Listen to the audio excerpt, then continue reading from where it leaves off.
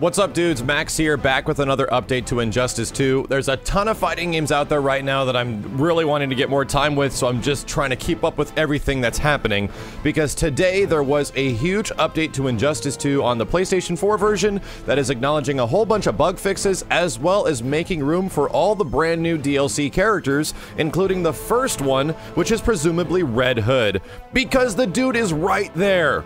Every time you go to select him, it takes you to the store, and then once you get into the store, it says the content is no longer available, because he's not actually available yet, but it seems that Red Hood might be playable a lot earlier than we thought he was going to be, because there is going to be a Watchtower stream on Wednesday, and the specific notation of what that stream is going to be about has not been discussed yet, so I'm very much anticipating that it's going to be talking about Red Hood, his gameplay, everything like that, and possibly what has changed from the recent patch. But a lot of things did happen from that patch. Scarecrow did get a proper wake up, which was a bug, so good on that. I'm really happy about that one. Now, specifically talking about Red Hood and this new roster, we have a much clearer idea as far as what characters are going to be in this roster, because before there was a couple of conflicting kind of silhouettes that we saw from one to the other. Some people presuming that Raiden was actually not going to be in the game because he was in one silhouette tree and then all of a sudden in another he was not there. But it does actually look like Raiden is going to be a proper character in the game, which makes perfect sense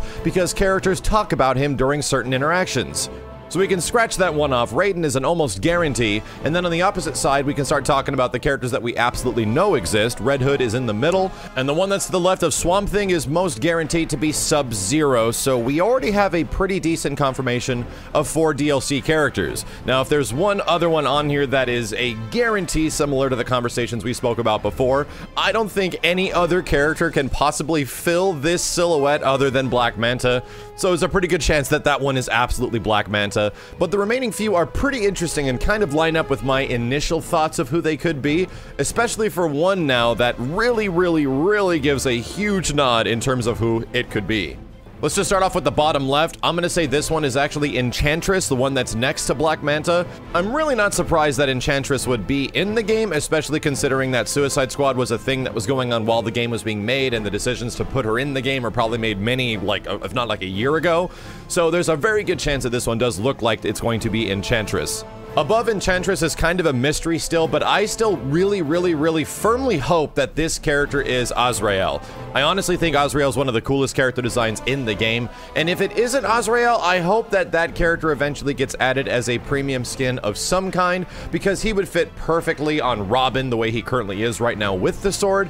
I just want to see Azrael in the game. I love his design. Ever since I was introduced to that character, I immediately fell in love, and I think he just looks friggin' awesome.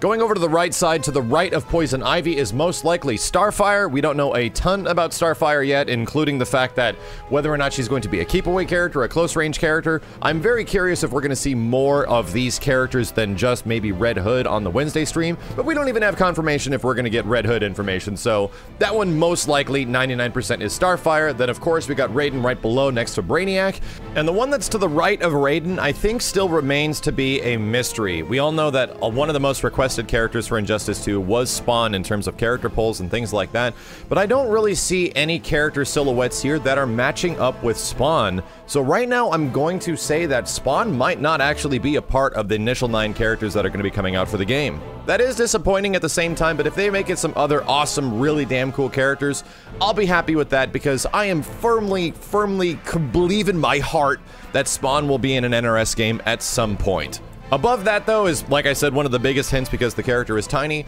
This is most likely 99% going to be Adam. The reaction from some people has been kind of iffy on this character making it into the game, kind of thinking that maybe another character would have been better to replace Adam, but either way, I think they do want some, like, Silver Age classic DC characters to make it into this thing as well, so I'm really not surprised that at least something like that is showing up. So there you have it. We know the majority of characters that are most likely going to be comprising the Injustice 2 DLC roster. If not, I think this is more of a guarantee of who could show up, but there are still some iffy ones, including the fact that Azrael might not be Azrael, Enchantress could possibly not be Enchantress, and then we have the one to the bottom right, which we really don't know who the hell that is, because one of the most popular characters was Spawn, and he just appears to be nowhere on this roster, and then we got Adam. But talking otherwise about Red Hood, there has been some screenshots that that people have grabbed of him in different versions of the game. Somehow they got him to have different gear on where he wasn't actually playable, but indeed did have different combat gear. And holy shit, dude, this stuff looks friggin' awesome. This is extremely reassuring for me right now, especially considering that I'm kind of in a character crisis with Injustice 2, as I don't really have a main character. I felt like it was Robin, but over the time and the different periods I was playing him during the week of, I just can't stand hearing Damian talk and respond to anybody, so I'm actively kind of disliking Robin right now outside of his gameplay, because his gameplay is super fun.